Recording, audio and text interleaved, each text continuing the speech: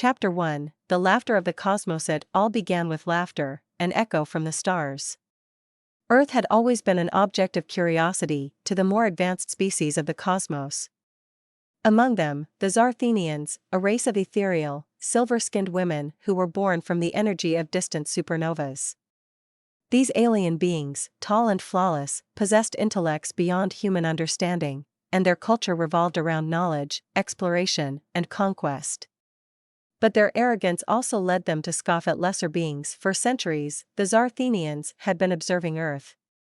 They found it amusing how human civilization struggled to make sense of the universe with their primitive technology. They mocked the humans for their wars, their mistakes, and their chaotic emotions. Among them, the leader of the mission to Earth, an alien named Seraphine, laughed the loudest.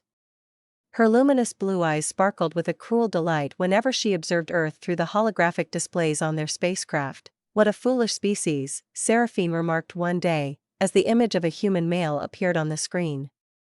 "They think themselves significant in the grand scheme of things." The others around her, all beautiful in their identical forms, nodded in agreement. To them, Earth was merely another planet to be conquered and studied, its inhabitants too insignificant to matter. They could manipulate time, space, and life itself, yet here was this tiny world, with its fragile species. But then something changed. Chapter 2, First Contact. One day, an anomaly appeared in the Zarthenian systems. A signal, unlike anything they had seen before, burst from Earth and interfered with their technology. It was raw, unrefined, and strangely human. The source? This man, Jack Carter, was an engineer working on a secret government project involving space communication. He had been experimenting with new forms of quantum energy transmission when his machine malfunctioned, sending an unintended pulse directly into Zarthenian space. The result was catastrophic on their end. Their ship crashed, and the Zarthenian women were stranded on Earth. Seraphine, furious and humiliated, demanded that they capture this human who had caused them such disgrace. But when they finally found Jack, things didn't go as expected. Rather than cowering in fear or awe, Jack was curious. His gaze held no reverence, no fear. Instead, he saw them as equals, even if they were from different worlds. "You've got some explaining to do," Jack said, adjusting his black leather jacket, his casual demeanor catching Seraphine off guard. Her glowing eyes narrowed. "You're the reason we're stuck on this backwater planet?"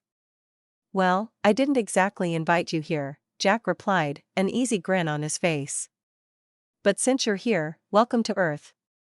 The other Zarthenian women gathered around Seraphine, waiting for her command.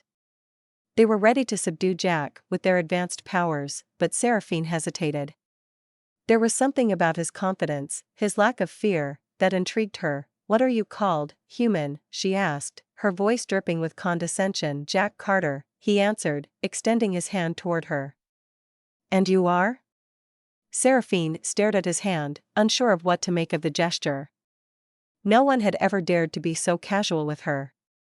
With a mixture of curiosity and irritation, she shook his hand. Chapter 3, The Experiment. Over the following weeks, the Zarthenian women, now forced to live among humans while they repaired their ship, found themselves more and more fascinated by Jack. Seraphine especially couldn't understand him. He lacked the technological sophistication of her kind, yet his wit, resourcefulness, and odd sense of humor kept her off balance. The Zarthenians began running tests on Jack, trying to understand how such a simple creature could affect their technology. But with each experiment, something unusual happened. The more time they spent with Jack, the more their own emotions began to surface. They had always considered themselves above such primal urges, but Jack's presence brought out a warmth in them, a feeling they had never known before. At first, they dismissed it as a side effect of Earth's environment. But it wasn't long before they realized the truth. It wasn't the planet, it was Jack. Seraphine, who had once laughed at humanity's emotional chaos, now found herself confused and even drawn to Jack. She began to question everything she knew. How could a species so inferior hold such power over her heart? Chapter 4, The Discovery. One night, under the glow of Earth's moon, Seraphine confronted Jack alone. She needed answers, why do you do it?" she asked, standing beside him in a secluded area outside his small house. Jack turned to her, his eyes softening as he looked at her. "Do what? Why do you care for others? Even though they're weak, flawed, why do you love?" Jack smiled, looking up at the stars. "That's what makes us human. It's not about perfection. It's about connection. We love because it gives us purpose, something bigger than ourselves." Seraphine's heart raced, an unfamiliar sensation for her. Her mind swirled with confusion. This human was not supposed to affect her this way. "I can't understand it," she admitted softly, her silver skin shimmering under the night sky. "You don't have to understand it," Jack replied, stepping closer. "You just have to feel it." Before she could respond, Jack gently took her hand, and for the first time in her long life, Seraphine didn't pull away. She let herself feel. In that moment, something profound shifted inside her. Chapter 5: Consequences of Passion. Months passed, and the bond between Jack and the Zarthenian women deepened. What had started as an experiment had now become something much more profound. The once indifferent and cold aliens began to embrace their newfound emotions. Jack became a symbol of humanity's strength, not through technology or power, but through love and compassion. However, the situation took an unexpected turn when Seraphine and several of the other Zarthenian women discovered they were pregnant. This was unheard of in their race. They could manipulate life, but they had never experienced reproduction in the human sense. Their advanced biology was supposed to make them incompatible with any other species. Seraphine's initial shock quickly turned to panic. She was the leader. How could she, the pride of the Zarthenian race, have allowed herself to become vulnerable to a human? Jack, ever the calm in the storm, took the news in stride. "Well, this is new," he joked, but his eyes softened when he saw the fear in Seraphine's gaze. "Hey, we'll figure it out together." The other women, equally confused and frightened, gathered around Seraphine. For the first time, they were experiencing something they couldn't control, something entirely natural. Chapter 6: A new beginning. As the months went on, the Zarthenian women began to change in ways they never thought possible. They found themselves laughing, crying, and caring in ways they had once mocked. Their pregnancies brought them closer to humanity than they had ever imagined, and with Jack's help, they learned to navigate their new reality. Seraphine, who had once been the cold, calculating leader, now stood as a mother-to-be, her heart forever changed. She no longer saw Earth as a backward planet, but as a place of endless potential, a place where love and connection could transcend even the greatest of differences. When the day came for their children to be born, it was not just the beginning of new lives, but the start of a new chapter for both the Zarthenians and humanity. The children, a blend of both worlds, represented the future, a future where differences were not just tolerated, but embraced. Chapter 7: New Realities, New Dilemma. Seraphine looked down at her newborn child, a delicate blend of Zarthenian and human, wrapped in soft silver fabric spun from the fibers of her people's technology. This child was unlike anything the universe had ever seen, a living testament to the improbable union between two species that couldn't have been more different. The child, though newborn, had inherited the luminous skin of the Zarthenians, but her eyes gleamed with an unmistakable human warmth. Seraphine cradled the infant with care, her once cold, calculated hands now tender and protective.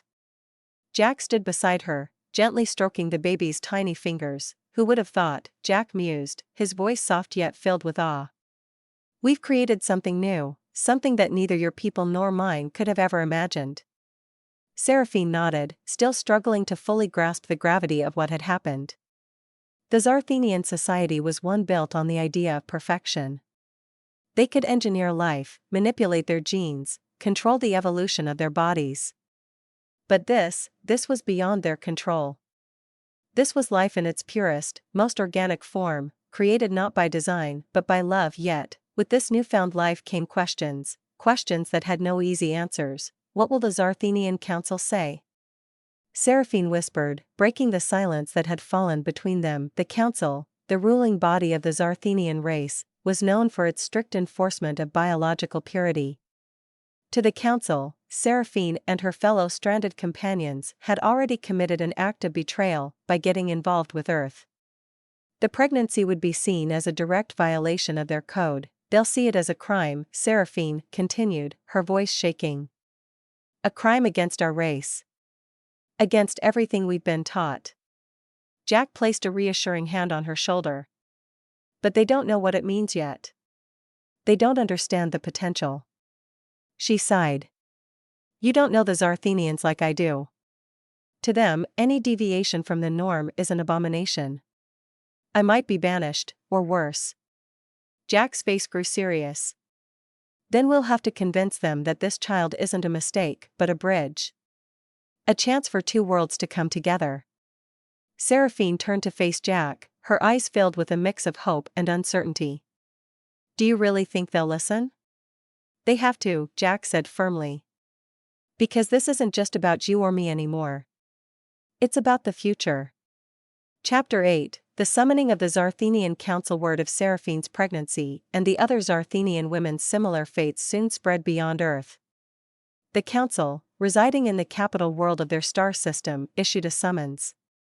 Seraphine and her team were to return immediately for judgment. The message was cold and emotionless, filled with bureaucratic phrasing that left little doubt about what awaited them. They were to stand trial for unauthorized genetic contamination. Returning to Zarthenia wasn't an option they could avoid. Seraphine knew that their advanced technology could easily track them down, no matter where they went. Defying the council would only make things worse. But going back meant risking everything, their lives, their children's futures, and perhaps even Earth itself. Jack, ever the optimist, believed that reason would prevail.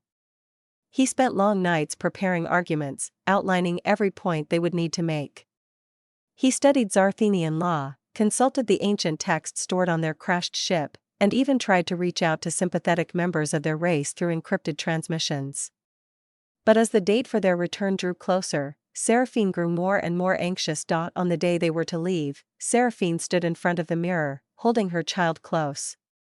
Jack came up behind her, wrapping his arms around her waist. I know you're scared, Jack said softly. But we've faced the impossible before. We can do it again. She leaned back into him, taking comfort in his steady presence. I wish I could believe that. You don't have to believe, Jack whispered, kissing her temple. You just have to be there with me. We'll figure the rest out. Chapter 9, Judgment Day. The council chambers were vast, their sterile white walls stretching endlessly toward the domed ceiling. The air was thick with tension as Seraphine, Jack, and their small group of Zarthenian mothers entered the room. Seated in front of them were 12 members of the Zarthenian Council, their silver robes flowing like liquid mercury, faces expressionless as they gazed down at the accused. Seraphine stepped forward, her back straight and her face calm, though her heart was pounding in her chest. Jack stood beside her, a quiet pillar of strength. The council began with the formalities, reading aloud the charges: biological contamination, unauthorized reproduction, endangerment of the species. Finally, it was Seraphine's turn to speak. She took a deep breath and began. We did not intend for this to happen, she said, her voice echoing in the chamber. But now that it has, we must consider what it means. This child, and the others like her, represent something new, a merging of two worlds. We have always prided ourselves on being a race of evolution, of advancement. Is this not the next step in that evolution? The council members exchanged glances, their expressions still unreadable. You speak of evolution, one of them finally said, his voice cold and distant. But this is not evolution. This is contamination. Our race is pure. We have ensured that for millennia. You have introduced chaos into that order. Seraphine felt a knot form in her stomach, but Jack squeezed her hand, urging her to continue. The chaos you speak of is not what you think, she replied, her voice gaining strength. It is the chaos of creation, of life itself. What we have done is not a crime. It is a new beginning. Jack stepped forward. You look at Earth and see weakness. But I've seen something different. Our species may not have your technology or your power, but we have something else: heart. Compassion. A willingness to connect. And that's what this child represents. The council remained silent for a long moment, their eyes narrowing as they took in Jack's words. Finally, the head of the council spoke. "You have been given an opportunity to speak," he said, his voice hard. "But you have not convinced us. You are, however, correct in one regard. This is a new beginning. But it will not be the beginning you imagine." Seraphine's heart sank. She knew what was coming next. "The children will be taken into our care," the council head continued. "They will be raised as Zarthenians, with no knowledge of their human heritage. As for you, Seraphine, you will be stripped of your rank and exiled to Earth. You will never return to Zarthenian space." Jack's fists clenched, but before he could say anything, Seraphine spoke up. "You can't take my child from me." "It is not your child anymore," the council head said coldly. "It belongs to the Zarthenian race." Chapter 10, The Fight for Freedom. The council's decision sparked immediate outrage. Seraphine, Jack, and the other Zarthenian mothers refused to accept the ruling. They would not give up their children, not without a fight. That night, in secret, they formulated a plan. Jack, using the knowledge he had gained from the Zarthenian texts, found a way to disable the council's security systems long enough for them to escape. It was a dangerous plan, but it was their only chance. With their hearts pounding and adrenaline coursing through their veins, they made their move. Seraphine, carrying her child, led the way through the dark corridors of the council's headquarters.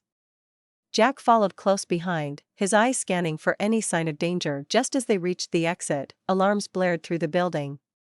The council had discovered their escape. Zarthenian guards, with their sleek silver armor and glowing weapons, rushed toward them. "Go!" Jack shouted, turning to face the approaching guards.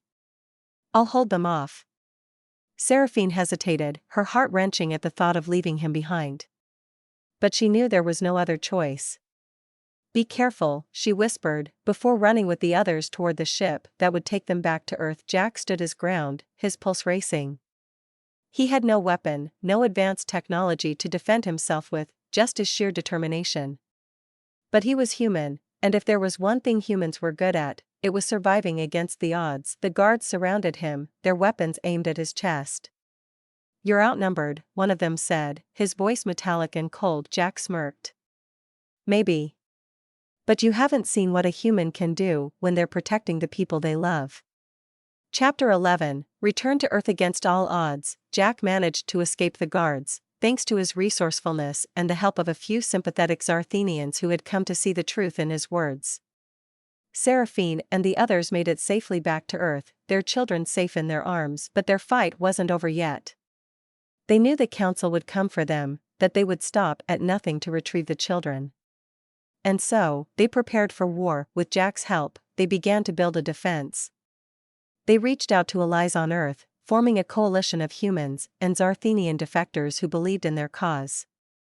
Together, they created new technologies, blending human ingenuity with Zarthenian science. The battle that followed was fierce, but in the end, love and unity triumphed over fear and control. The council was defeated, and the children were allowed to live free, as both Zarthenian and human. As Seraphine stood on the battlefield, holding her child close, she looked out at the horizon and smiled. She had once laughed at Earth, at humanity.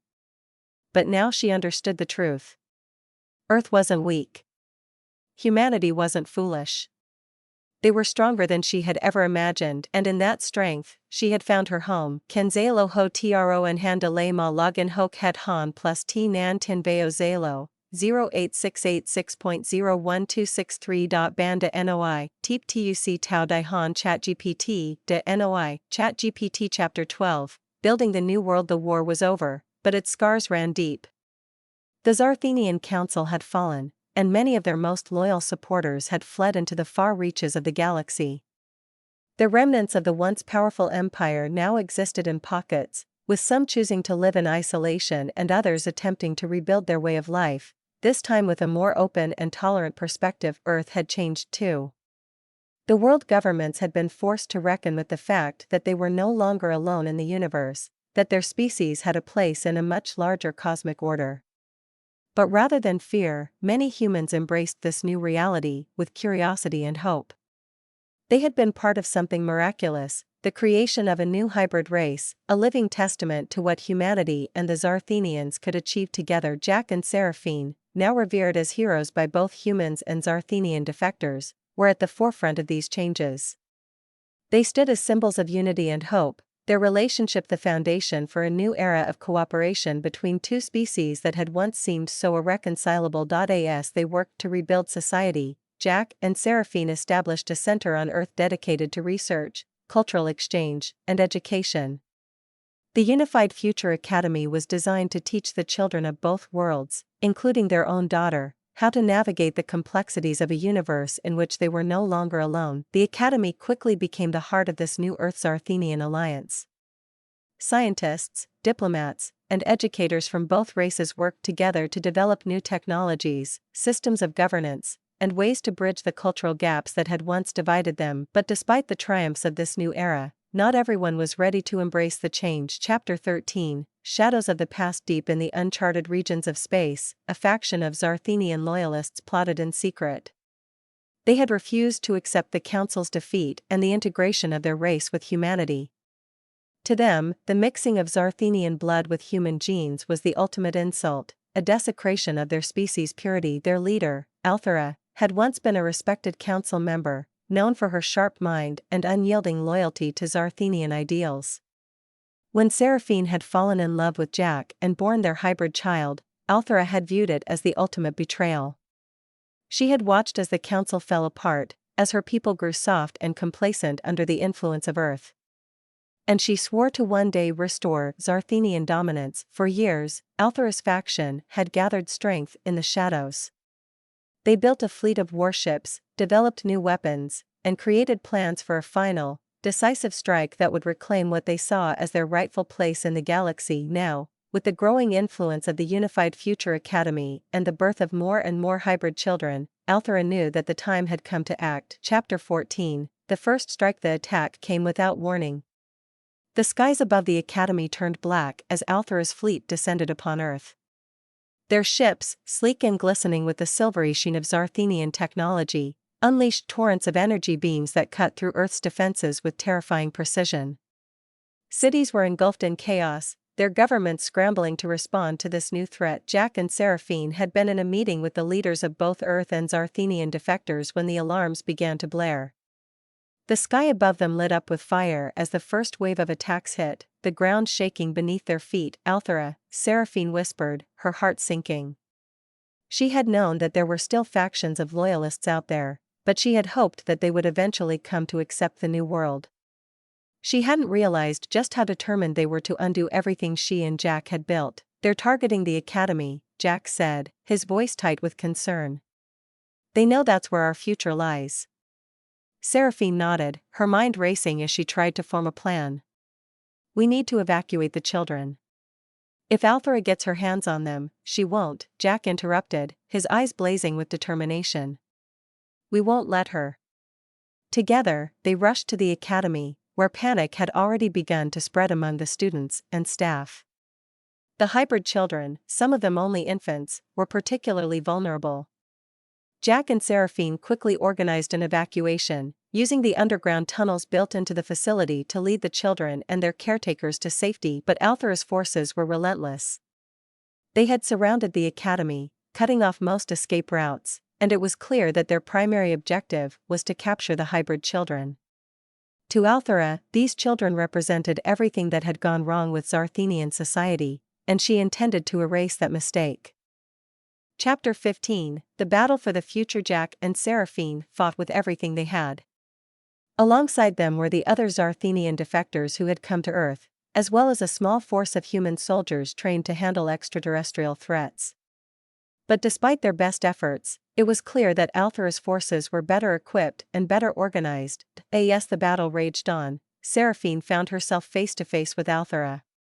The two women stood on opposite sides of the war, each representing vastly different visions of the future. I warned you, Seraphine, Althera snarled, her eyes flashing with hatred. You've polluted our bloodline. You've destroyed everything we worked for. Seraphine stood tall, her voice steady, despite the chaos surrounding them. You're wrong, Althera.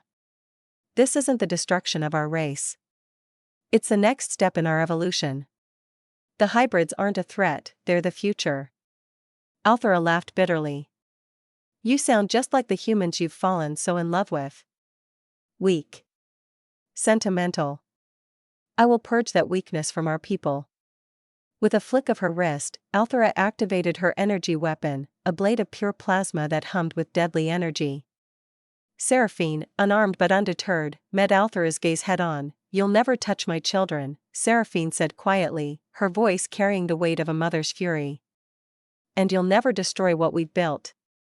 The two women clashed, the air crackling with energy as they fought. Althera was a skilled warrior, her moves precise and deadly, but Seraphine fought with the desperation of a mother defending her child. Every strike was fueled by her love for Jack, her commitment to the future, and her unwavering belief that the hybrid children represented something greater than either of their species could achieve alone. Chapter 16, A Mother's Sacrifice. As the battle between Seraphine and Althera intensified, Jack was locked in a battle of his own. He had taken charge of the evacuation efforts, guiding the hybrid children to safety while holding off the Zarthenian soldiers that had breached the Academy's defenses. But as he fought, Jack couldn't shake the feeling that something was wrong. Seraphine was missing, and he knew that she was facing Althera alone. Ignoring the chaos around him, Jack pushed his way through the battlefield, his heart pounding in his chest. He knew that if Seraphine fell, Althera's victory would be complete. When he finally reached them, he saw Seraphine on the ground, her body bruised and bloodied. Althera stood over her, the plasma blade raised for the final blow. No! Jack shouted, rushing forward to protect her. Althera turned, a cruel smile on her lips. Ah, the human! How fitting that you should witness the end of this pathetic rebellion. But before Althera could strike, Seraphine summoned the last of her strength. With a burst of energy that came from deep within, she unleashed a shockwave that knocked Althera off her feet, sending her crashing into the rubble behind them. Jack knelt beside Seraphine, cradling her in his arms. You did it, he whispered, his voice choked with emotion. You saved us. Seraphine smiled weakly, her hand resting on Jack's cheek. I couldn't let her win, she said softly. Not after everything we fought for. Together, they watched as Althera's forces began to retreat, the Loyalists realizing that their leader had fallen. The battle was over, but the cost had been high. Chapter 17, The Price of Peace. In the aftermath of the battle, Jack and Seraphine returned to the Academy, now a symbol of resilience and hope. The children were safe, and the hybrid race had survived its first true test. But the victory had come at a cost. Seraphine, though alive, had been gravely wounded in the fight with Althera. Zarthenian medicine could heal her physical wounds, but the toll on her body had been severe. She would never be the same. As Jack stood by her side, he couldn't help but feel a profound sense of gratitude. They had faced insurmountable odds and emerged victorious, but it was Seraphine's love and sacrifice that had made it possible. We did it, Jack said quietly, holding her hand. We saved them. Seraphine nodded, her eyes filled with both pain and pride. Yes. But this is only the beginning. Chapter 18, A new era. Years passed, and the world continued to change. The hybrid children grew, learning to navigate both their human and Zarthenian heritage with pride. The Unified Future Academy expanded, welcoming more students from across the galaxy. It became a beacon of hope, a symbol of what could be achieved when two worlds came together in harmony. Jack and Seraphine watched their daughter, now a young woman, take her place as a leader in this new era. She embodied the best of both worlds, the curiosity and compassion of humanity, and the intellect and strength of the Zarthenians. As they stood on the balcony of their home, overlooking the academy, Jack turned to Seraphine. Do you think we'll ever truly be at peace? Seraphine smiled, her hand resting on her swollen belly. They had created life once more, a second child, another symbol of their love and unity. I don't know, she admitted. But I do know that, as long as we're together, we'll face whatever comes. Jack nodded, pulling her close. Whatever comes. And so, under the stars that had once seemed so distant, Jack and Seraphine stood side by side, ready to face the future together. Their story, the story of two worlds, two hearts, and a love that transcended the boundaries of space and time, was just beginning. Chapter 1, The Encounter. The alien girl stood in the sterile, futuristic lounge of a hidden spacecraft, her blue-tinted skin shimmering under the soft, diffused lights that filled the room. Her sharp, luminous eyes scanned the human before her, unimpressed by the false bravado he attempted to maintain. The air was still, but the tension was palpable as her entourage, equally enigmatic and dangerously beautiful, watched from the background, their eyes glowing with an otherworldly light. Human, she spoke in a voice that was at once melodic and chilling, her gaze piercing through him as though she could see past his skin and bones. "Show what you're hiding under your clothes, dirty animal." Her words were not a request but a command, underlined by a layer of contempt that only heightened the divide between them. The man stood frozen, his mind racing. He had been captured by these alien women, these ethereal beings with their perfect forms and flawless beauty, only hours ago. The technology they possessed was beyond anything he had ever seen, even beyond anything his government had dared to dream of. He was a spy, an expert at uncovering secrets, but now he stood on the other side of the game, a mouse in a trap. What do you mean?" he stammered, trying to buy himself a few seconds to think. The alien girl narrowed her eyes, her lips curving into a mocking smile. She moved closer, the silver-white strands of her hair falling elegantly around her flawless face. "You know what I mean, human. There's no use pretending. We've seen what you hide beneath those rags you call clothing. We've studied your kind for longer than you can comprehend." He swallowed hard. Was it some kind of advanced scanning technology? Did they know about the hidden transmitter embedded in his skin?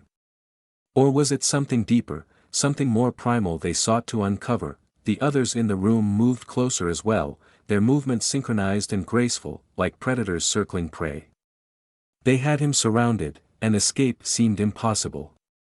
His heart pounded in his chest, not only from fear but from the overwhelming presence of these beings. Their beauty was unnatural, almost painful to behold, like looking directly into the sun. "Do as she says, human," one of the others hissed softly, her voice carrying the same disdain as the leader. "Show us your secrets."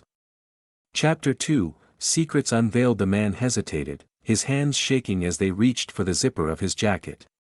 He glanced nervously around the room, looking for any opportunity to make a break for it, but there was none. Even if he could escape the room, where would he go? He was on their ship, possibly light years away from Earth. His only chance was to comply, to figure out what they wanted. He unzipped the jacket slowly, revealing a simple black shirt underneath. His body was tense, and his mind was racing. Beneath the fabric of his clothing, just under his skin, lay the transmitter, a device so small that even the most advanced Earth technology couldn't detect it. But these aliens, they were different.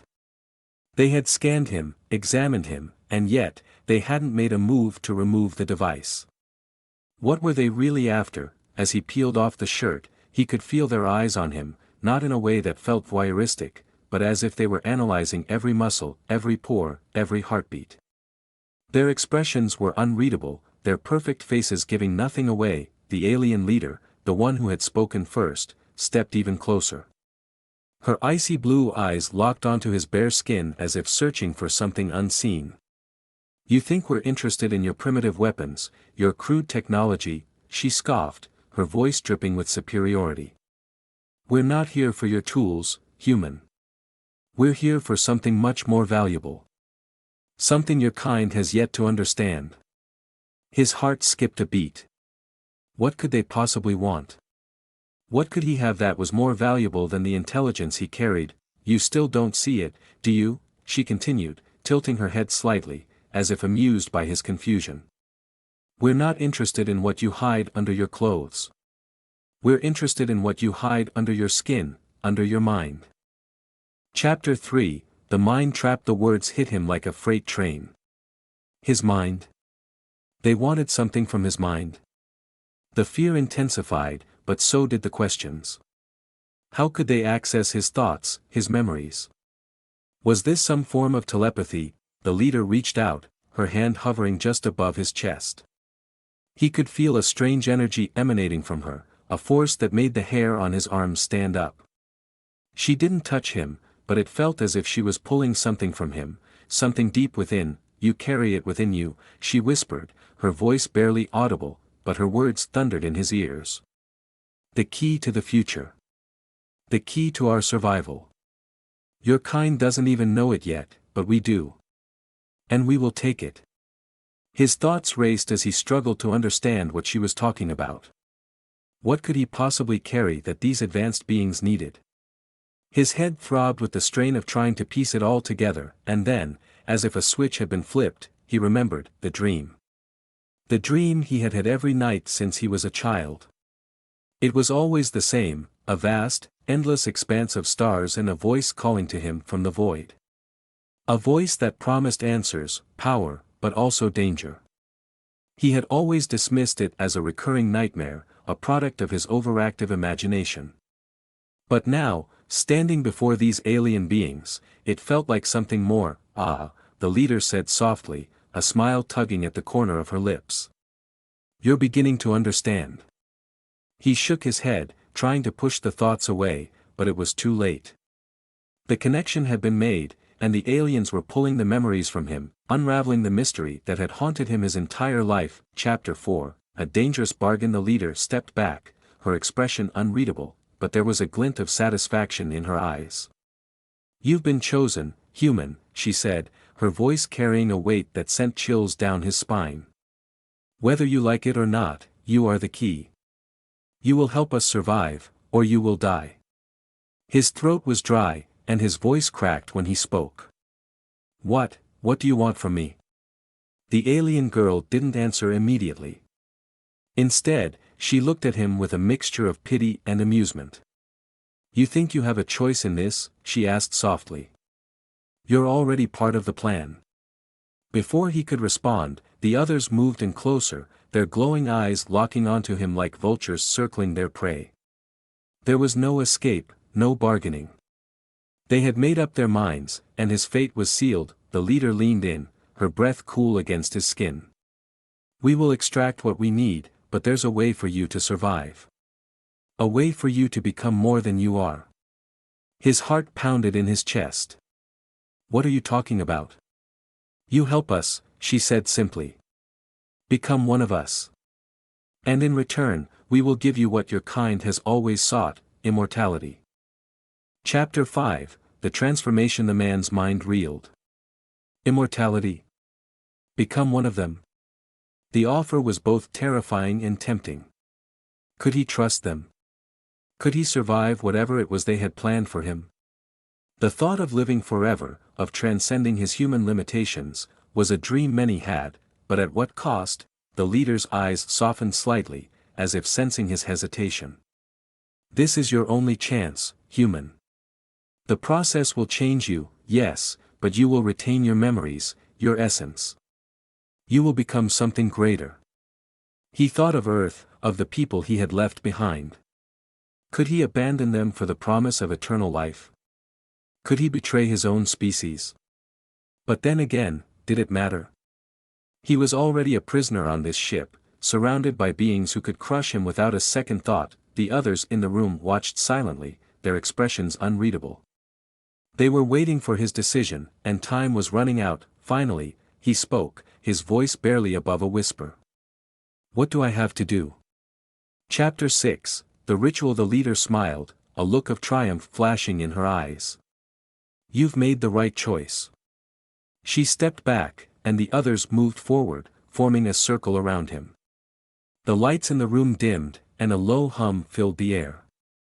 The man's heart raced as he realized he was about to undergo something far beyond his understanding. The leader raised her arms, and the energy in the room shifted. He could feel it pressing down on him, invading his mind, his body. His skin tingled, and he gasped as the sensation intensified, spreading through his veins like wildfire. His vision blurred, and the room around him began to dissolve. He was no longer standing in the alien ship but floating in a vast, star-filled void. The voice from his dreams echoed around him, calling him, beckoning him forward. "You are the key," it whispered. "You are the beginning and the end. His body trembled as the energy consumed him, reshaping him, transforming him into something new. His mind expanded, and for the first time in his life, he saw the universe for what it truly was, an endless web of possibilities, a never-ending cycle of life and death. Chapter 7, The New Beginning. When he awoke, he was no longer the man he had been. His skin shimmered with the same blue hue as the aliens around him, and his eyes glowed with the same ethereal light. He was one of them now, but he was also something more. The leader stood before him, her expression unreadable. "Welcome to your new life," she said softly. He looked down at his hands, flexing his fingers. He could feel the power coursing through him, the knowledge of the universe at his fingertips. But there was also a heaviness, a burden that came with his new existence. "What now?" he asked, his voice steady but laced with uncertainty. The leader smiled, but it was a cold, distant smile. "Now, you serve us. Together, we will reshape the universe." And with those words, he knew there was no turning back. He had made his choice, and the cost of immortality was higher than he could have ever imagined. The alien girl watched him closely, her piercing eyes never leaving his as she whispered, "Welcome to eternity, human." Chapter 8, The Weight of Eternity. The realization of what he had become settled heavily on his shoulders as he gazed into the infinite darkness of space through the ship's transparent wall. His reflection stared back at him, a being of immense power, glowing with the same eerie blue light as the alien leader and her kin.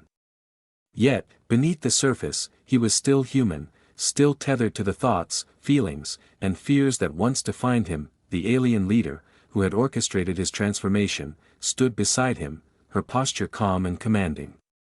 She regarded him not as a newly created equal but as a tool, a weapon to be wielded in their quest for dominance. "You must accept your new role, human," she said softly, her eyes never wavering from the stars. "The power you now possess can either be your salvation or your destruction." He swallowed hard, feeling the unfamiliar energy coursing through his veins. "I don't know what you expect me to do," he admitted, his voice betraying his uncertainty. The leader turned toward him, her expression unreadable. "You are the key, as I've said before. Your very existence is now intertwined with the fate of the universe. We have battled for eons, fought against forces you cannot begin to comprehend. And now, with you by our side, we will tip the balance." He shook his head, trying to comprehend the magnitude of her words. "But why me? Why was I chosen? I was just a man. A spy." She placed a hand on his shoulder, and though her touch was light, it felt as though it carried the weight of the cosmos. "Because you carry within you a unique energy, a potential that even your own kind cannot see. Your dreams, your visions, they were not mere coincidences. They were the universe calling to you, preparing you for this moment." He took a step back, overwhelmed by the truth she revealed. The dreams he had experienced throughout his life, the voice calling to him from the void, it had all been leading to this. But what did it mean for his humanity? Was there any part of him left that wasn't already claimed by this alien force? "I don't want to lose who I am," he whispered, more to himself than to her. The leader's eyes softened slightly, but there was no pity in her voice when she replied, "You've already lost who you were. But in return, you've gained something far greater, immortality, power, and a purpose that stretches beyond the boundaries of any human life. The question is whether you will embrace it or fight against it." He stared at her, feeling the weight of her words, the weight of his new existence. In a way, she was right. He couldn't go back to the man he once was, but that didn't mean he had to abandon everything. There had to be a way to retain his humanity while wielding this newfound power. "I'll help you," he said slowly, the decision forming in his mind. "But on my terms." The leader's lips curved into a knowing smile. "We shall see." Chapter 9, The first mission days passed aboard the alien ship, and with each passing hour, he grew more accustomed to his new body, his new abilities. The transformation had granted him enhanced strength, speed, and intellect. His mind now operated on a level far beyond that of any human, and he could access information and knowledge stored in the ship's vast database with ease, yet, even as he honed his abilities, the lingering question of what it meant to be human gnawed at him. He hadn't spoken much with the other aliens on the ship, most of whom viewed him with a mixture of curiosity and indifference. They saw him as a tool, just as their leader did, a means to an end, but one alien, a woman named Zira, seemed different. She often watched him from a distance, her expression unreadable. Her blue skin shimmered in the same light as the others, but there was something more in her eyes, a depth of understanding that intrigued him. One day, as he trained in the ship's expansive gymnasium, pushing his new body to its limits, she approached him. "You struggle," Zira said, her voice calm but with an edge of empathy. He wiped the sweat from his brow, though he suspected his new physiology made sweat unnecessary. "I don't know how to balance this. I'm not like you. I wasn't born into this life. I had a family, friends, a home." Zira tilted her head, her luminous eyes narrowing slightly. "You are not like us. But that is why you are valuable." He frowned. "Valuable? To your mission, maybe. But what about to myself? What am I if not the man I used to be?" She took a step closer, her eyes locking onto his. "You are more than the man you were. But you are still him. The transformation didn't erase your past, it enhanced it. You carry your memories, your emotions, with you. They are your strength, not your weakness." Her words struck a chord within him, and for the first time since his transformation, he felt a glimmer of hope. Perhaps there was a way to reconcile his old self with his new identity. Perhaps there was still a part of him worth saving. Before he could respond, the ship's intercom crackled to life, and the voice of the leader echoed through the chamber. "All personnel to the command deck. We have located the target." He felt a surge of adrenaline as Zira's expression hardened. "It's time." Chapter 10, The Infiltration. The command deck was alive with activity as he and Zira entered. The leader stood at the center of the room, her eyes fixed on the holographic display before her. The image of a distant planet, shrouded in clouds and mystery, floated in the air, a world that had been the center of conflict for millennia. "We have found them," the leader announced, her voice commanding the attention of everyone present. "The renegade faction responsible for the destabilization of our galaxy. And with our new ally," she glanced at him, "we will crush them once and for all." His heart pounded as he stared at the holographic planet. This was it, the moment he had been preparing for. But as the mission details unfolded, doubts crept into his mind. What exactly was he fighting for? And why did this mission feel more personal to the leader than any of the others had let on? As the team prepared for the mission, Zira pulled him aside. "Be careful," she warned, her voice low. "The leader has her own agenda. Don't trust everything she tells you." He frowned, feeling a knot of tension form in his chest. "What do you mean?" Zira hesitated, her eyes darting toward the leader. "There's more to this mission than she's revealed. I've seen the way she looks at you, the way she speaks about the key. You're important, but not in the way she wants you to believe. She's using you for something far greater than just this battle." His mind raced, trying to process her words. Could it be true? Could the leader's motivations go beyond the mission she had outlined? And if so, what was he really fighting for? Before he could ask more, the ship's alarms blared, signaling that they were approaching their destination. There was no more time for questions, only action. Chapter 11, Betrayal. The descent to the planet was swift and silent. He and Zira, along with the rest of the strike team, moved through the dense atmosphere, cloaked by the ship's advanced stealth technology. The renegades were unaware of their approach, and the element of surprise was on their side. As they landed on the surface, the air was thick with tension. The mission was clear: eliminate the renegade leaders and secure the planet. But as they moved deeper into enemy territory, he couldn't shake the feeling that something was wrong. It wasn't until they reached the heart of the enemy base that the truth was revealed. The leader, who had been at the front of the strike team, suddenly turned to face him, her eyes blazing with intensity. "Now, human," she said, her voice echoing through his mind.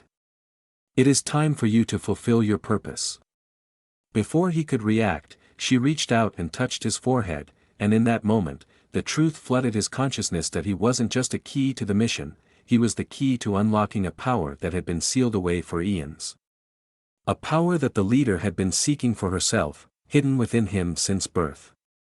She had orchestrated everything, his capture, his transformation, all to bring him to this moment. Betrayal burned in his chest as he realized the extent of her manipulation. But even as the anger surged within him, he felt the power she had unlocked coursing through his veins, more potent than anything he had ever imagined. Chapter 1: Arrival on Earth. Zena was not from Earth. She hailed from a distant planet called Aloria, a place where technology and nature coexisted in perfect harmony. On Aloria, people lived long, peaceful lives. Conflict was rare, and their society was built on respect for the environment and one another. Alorians were known for their distinct appearance, tall, lithe, with smooth, iridescent skin that shimmered in hues of blue and silver under their planet's twin suns. Zena had never planned on visiting Earth. In fact, Earth was barely on the radar of her people, seen as an undeveloped, war-torn planet not worth their time or energy. But a malfunction in her spacecraft during an exploratory mission to a nearby star system had forced her to crash land in a remote part of the planet. The landing had been rough. Her ship had torn through the Earth's atmosphere and crash-landed in what appeared to be a dense forest. The trees were unlike any she'd ever seen, towering and rough, their branches entwining in a chaotic pattern.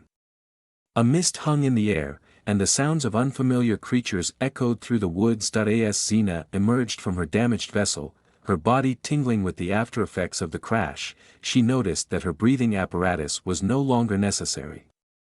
The atmosphere on Earth was similar enough to Aloria's that she could survive without assistance. However, she was now stranded, with her ship's navigation system destroyed, and no immediate means of communication with her home planet. Zena took a deep breath, her senses overwhelmed by the rich scent of Earth's foliage. The air was thick with moisture, and it was unlike anything she had experienced before. She needed to explore her surroundings, gather resources, and find a way to repair her ship. Little did she know, her encounter with Earth would not be as simple as she anticipated. Chapter 2: The Encounter. It wasn't long before Zena stumbled upon something unusual, an isolated research facility hidden deep within the forest. The building was made of metal and glass, a stark contrast to the natural environment around it. Zena's curiosity got the better of her, and she decided to approach. As she crept closer, her heightened senses picked up the distinct hum of machines inside the facility. Human voices, muffled but unmistakable, drifted toward her from the building's interior. She crouched low, her blue skin blending into the shadows of the night, and watched from a distance. Inside, a group of scientists was working on a secret project. They had been experimenting with pheromones, chemical substances that could manipulate emotions and behavior. The research was cutting edge, funded by a shadowy government organization that sought to weaponize the power of pheromones for their own gain. One of the researchers, Dr. Alex Carter, was particularly engrossed in his work. He had been obsessed with understanding how pheromones could influence attraction and emotion. For months, he had been testing various formulas, trying to perfect the chemical combination that could make someone irresistibly drawn to another person. However, his experiments had only yielded mixed results. As Zena observed from the shadows, a sense of foreboding filled her. She felt the need to leave, but her curiosity held her in place. Unbeknownst to her, one of the pheromone vials inside the facility had been left unsecured. The vial, containing the most potent formula Alex had developed, was about to become the catalyst for a series of unforeseen events. Chapter 3: A Dangerous Mistake. Zena's attention was drawn to a flicker of movement near the entrance of the facility. A tall man in a lab coat, Dr. Alex, was stepping outside to take a breath of fresh air. The door hissed shut behind him, and as he stretched and took in the night air, he didn't notice the vial that slipped from his pocket. It hit the ground, shattering upon impact. A cloud of fine, pink mist erupted from the broken vial, carried by the night breeze. Zena was too close to react in time. The pheromone-laced mist enveloped her, and she instinctively inhaled. Her alien biology reacted immediately, but in ways neither she nor the humans could have predicted. The chemical compounds in the pheromone had been designed for humans, but on Zena, the effect was far more intense. Her senses were suddenly overwhelmed, her heart raced, her skin flushed, and her body temperature spiked. A strange sensation surged through her, a mixture of confusion and raw, primal attraction. The pheromone had triggered something deep within her alien physiology, amplifying her natural instincts. Zena stumbled back, her body trembling as the pheromone continued to work its way through her system. She was unfamiliar with these emotions, intense attraction, desire, and an overwhelming need to be close to someone. But who? Her eyes fell on Alex, who was oblivious to what had just happened. He was still standing outside, gazing at the stars, unaware that an alien being was watching him from the shadows. To Zena, Alex was now the center of her universe. She had to be near him, touch him, understand this strange connection that had formed between them. Before she could stop herself, Zena moved closer. Chapter 4, Uncontrollable Urges. The world seemed to narrow down to a single point for Zena. Everything around her, the sounds of the forest, the stars above, even the cool night air, became irrelevant. All that mattered was the man standing just a few meters away. Every step she took toward him felt like a magnetic pull she couldn't resist. Her instincts, heightened by the pheromones, urged her forward, driven by an attraction so intense it bordered on overwhelming. Inside the facility, the other scientists were still unaware of the vial's accident. Alex, too, was completely oblivious to the fact that he was now the object of an alien's obsession. As Zena reached the edge of the clearing, a surge of emotion hit her with the force of a tidal wave. Her alien biology was struggling to adapt to the flood of chemicals coursing through her veins. She wanted to communicate, to explain to this man what had happened, but words, alien or otherwise, escaped her. Her mind was a fog of need, driven by the pheromone's effects. Suddenly, Alex turned, their eyes met, and in that moment, something shifted in the air between them. Alex froze, his gaze locked on Zena's form as she emerged from the shadows. She was unlike anything he had ever seen, her blue skin glistening in the moonlight, her eyes wide with an intensity that sent a chill down his spine. But instead of fear, Alex felt an odd sense of curiosity. Who? What are you? He whispered, his voice barely audible. Zena couldn't answer. Her heart was pounding, her breath ragged. She was so close to him now that she could feel the warmth of his body, hear the steady rhythm of his heartbeat. She reached out a hand, trembling, and touched his arm. The moment her fingers made contact with his skin, a jolt of electricity shot through both of them. Alex gasped, and Zena's body shuddered with the intensity of the connection. The pheromones had formed an invisible bond between them, one that neither of them could fully comprehend. Chapter 5, A Bond Unleashed. For the next several moments, the world around them seemed to blur into nothingness. Zena's hand lingered on Alex's arm, and in that simple touch, she felt a flood of emotions she didn't recognize: desire, longing, and an almost unbearable need to be near him. The pheromone had forged an unbreakable link between them, amplifying her feelings to a level that was almost painful. Alex, for his part, was equally confused. He felt drawn to this strange, otherworldly woman in ways that defied logic. He could see the intensity in her eyes, the desperation behind her actions. But at the same time, he felt an inexplicable sense of calm in her presence. What are you doing? He managed to ask, his voice shaky. Zena's breath hitched, and for the first time, she found herself speaking in the human tongue.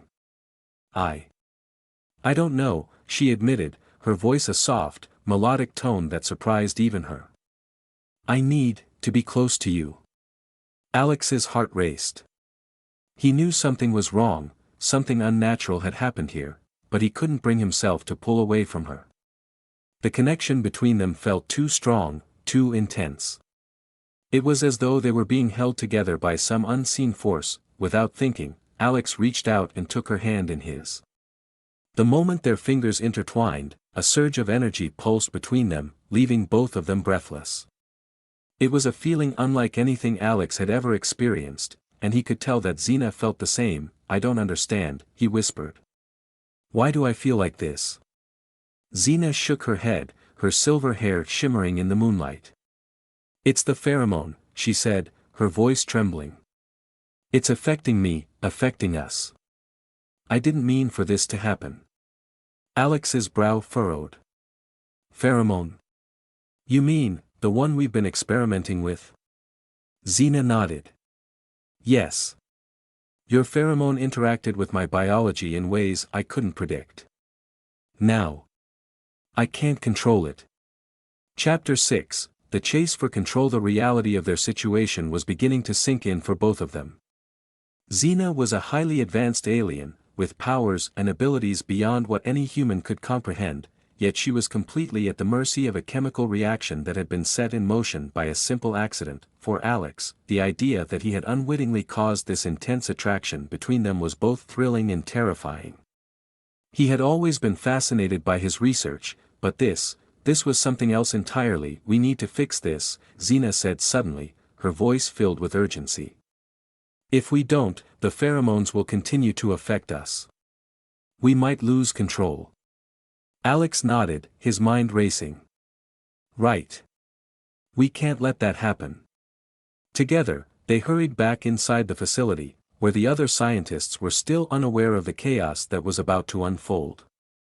The pheromones' effects were only beginning to manifest, but already, Alex could feel his thoughts becoming clouded, his judgment skewed by his desire for Zena. They had to find a way to reverse the effects before it was too late. Chapter 7, The Price of Attraction. The pheromones' influence had begun to spread throughout the facility, affecting not just Zena and Alex but everyone inside.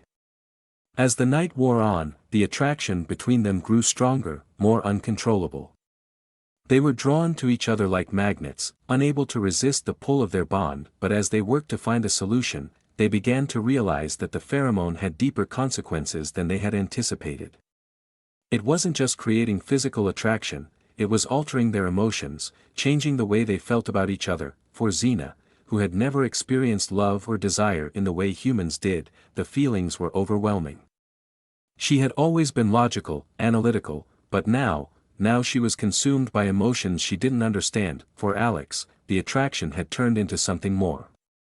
He was beginning to fall for her, despite knowing that their connection was artificial, the result of a chemical accident. They both knew they had to find a way to break the bond, but as the days passed, the line between reality and pheromone-induced emotion began to blur. Would they be able to undo the damage, or was their fate sealed by the pheromone's power? Chapter 8, A Fragile Future. The resolution to their situation came at a high cost. After days of searching, they finally found a way to counteract the effects of the pheromone. It took every ounce of Zena's alien technology and Alex's scientific expertise, but they managed to create an antidote. But as the pheromone's influence began to fade, so too did the intensity of their connection. The bond that had once seemed unbreakable was now fragile, hanging by a thread. Zena and Alex stood together in the lab, the antidote coursing through their veins. They could feel the difference immediately. The overwhelming attraction was gone, replaced by a quiet sense of understanding. But what did that mean for them? Would their connection survive without the pheromone's influence? "I guess this is goodbye," Zena said softly, her eyes meeting Alex's. Alex nodded, his heart heavy. "Yeah. I guess it is." They stood in silence for a moment, neither of them wanting to say the words, but knowing it was inevitable. "I'll never forget you," Zena whispered, her voice barely audible. "Neither will I," Alex replied, his voice filled with emotion. And with that, Zena turned and walked away, leaving Alex standing in the empty lab, the weight of their experience heavy on his shoulders. As she disappeared into the night, Alex couldn't help but wonder if their bond had been real after all, or if it had simply been a product of the pheromone. In the end, it didn't matter. What mattered was the connection they had shared, however brief, and the impact it had on both of them. And as Zena's ship finally lifted off from Earth, she knew that she would carry a piece of Alex with her, no matter where her journey took her. Chapter 9, The Distance Between Worlds. As Zena soared through the endless expanse of space, her thoughts wandered back to Earth and to Alex. The antidote had neutralized the pheromone's effects, but the memories remained. The feelings she had experienced during their time together were not easily forgotten. For an Alorian, emotions were far more complex than the fleeting sensations that humans described. They were deep, intertwined with the very essence of her being. Though the attraction had faded, something deeper had been stirred within her, something that could not be undone. Her ship's systems whirred around her as she set course back to her home planet of Aloria. The stars glittered outside the cockpit, an endless sea of light that she had navigated many times before. Yet, for the first time in her life, space felt lonely. Zena had never expected to feel this way, this sense of loss, this strange yearning for a place she had once considered insignificant. But it wasn't the planet itself that called to her, it was the connection she had shared with Alex. The pheromone may have triggered the initial bond between them, but there had been something real underneath it all, something she had never experienced with anyone on Aloria. She shook her head, trying to push the thoughts away. She was an explorer, a scientist, not someone who allowed emotions to cloud her judgment. But no matter how hard she tried, the image of Alex, his warmth, his curiosity, his determination, kept returning to her mind. Chapter 10, Life on Aloria. Upon her return to Aloria, Zena was greeted with the familiar sights and sounds of her homeworld. The twin suns bathed the landscape in a soft, golden light, and the air was filled with the hum of nature and advanced technology working in perfect harmony. Aloria was a utopia by all standards, a place where conflict was rare, and life was peaceful. Zena resumed her duties as an intergalactic researcher, studying various planets and ecosystems across the galaxy. Her colleagues welcomed her back, eager to hear about her latest findings. But when she spoke of Earth, she found herself omitting key details about Alex, the pheromone accident, and the emotions that had lingered long after. Life on Aloria was as it had always been, structured, serene, predictable. Yet, Zena found herself feeling restless. She had spent her entire life focused on logic and scientific discovery, but now, for the first time, she wondered what it would be like to live a life driven by emotion, by connection. Chapter 11, A message from Earth. Several months passed, and Zena tried her best to move on. She buried herself in her work, exploring new star systems and documenting alien life forms. But Earth and Alex were never far from her thoughts. One day, as Zena was preparing for another expedition, a transmission came through her ship's communication system. She froze as she saw the origin of the message. Earth.it was from Alex. Her heart raced as she opened the message. It was brief, but it was enough to make her pulse quicken. Zena, I don't know if this message will reach you, but I had to try. I've thought about you every day since you left. I can't shake the feeling that there's more to what we experienced than just the pheromone. I don't know if you feel the same, but I had to let you know. I hope you're well, wherever you are. Zena stared at the message for a long time, her mind racing. She had left Earth thinking that their connection had been purely a result of the pheromone's effects, but now she wasn't so sure. Alex's words stirred something deep within her, something she had tried to suppress since the day she left. Without thinking, Zena activated the reply function. Alex, I received your message. I have thought about you too, more than I expected. I am unsure of what we experienced, but I know that it has stayed with me.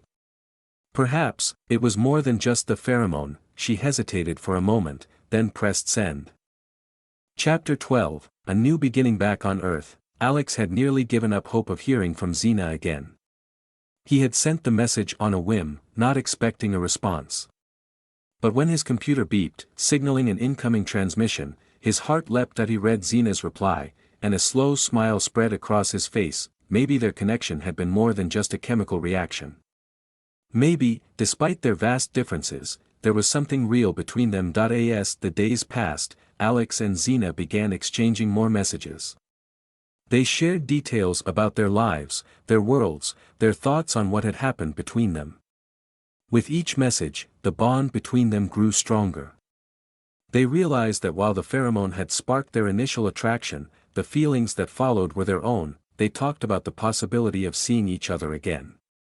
It wasn't easy. Zena's duties on Aloria kept her busy, and Alex had his work on Earth.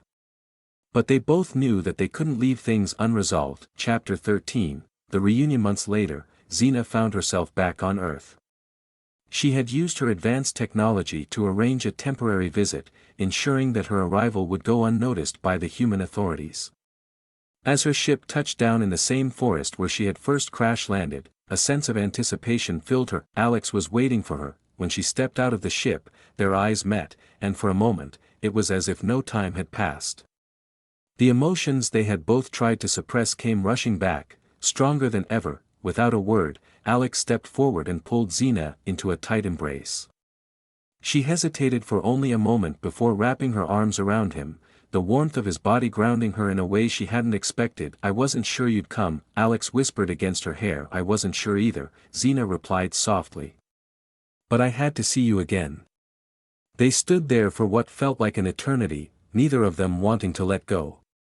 The connection they had shared, born from an accident, had grown into something real, something undeniable. Chapter 14, Building Bridges. Over the next few days, Alex and Zena spent their time together exploring the human world. Zena was fascinated by Earth's culture, its people, its chaotic beauty. Alex, in turn, was captivated by Zena's insights into the universe, her wisdom, and her strength. They talked about their future, knowing that their lives existed in different worlds, but also realizing that they didn't have to be separated by distance. With Zena's advanced technology, communication was possible, and visits could be arranged. For now, they had each other, and that was enough. As the sun set on their final day together, they sat side by side, watching the stars appear in the sky above. The bond between them had been tested by distance, by uncertainty, but it had only grown stronger. "I'll come back," Zena promised, her hand resting on Alex's. "I'll be here," Alex replied with a smile. And as they sat there, gazing up at the stars, they knew that no matter where the universe took them, they would always find their way back to each other. Chapter 15, A Love Beyond Worlds. Zena returned to Aloria, but this time, things felt different. She no longer felt the same sense of isolation she had before. Her bond with Alex had given her a new perspective on life, one that embraced both logic and emotion. She continued her work as an explorer, but she also made time for Alex, visiting him whenever she could. Their love was not conventional, not bound by the rules of Earth or Aloria, but it was theirs. And in the vastness of the universe, they had found something truly rare, a connection that transcended worlds. As the years passed, their relationship deepened. They faced challenges, of course, their lives were still vastly different, and there were moments of doubt. But through it all, they held on to the bond that had brought them together. In the end, it wasn't the pheromone that had created their love. It was something far more powerful, something that neither science nor logic could fully explain. It was the love between two beings from different worlds, a love that had defied the odds and blossomed in the most unexpected of places. And as they continued their journey through the stars, they knew that no matter where the universe took them, their love would remain, a beacon of light in the vastness of space.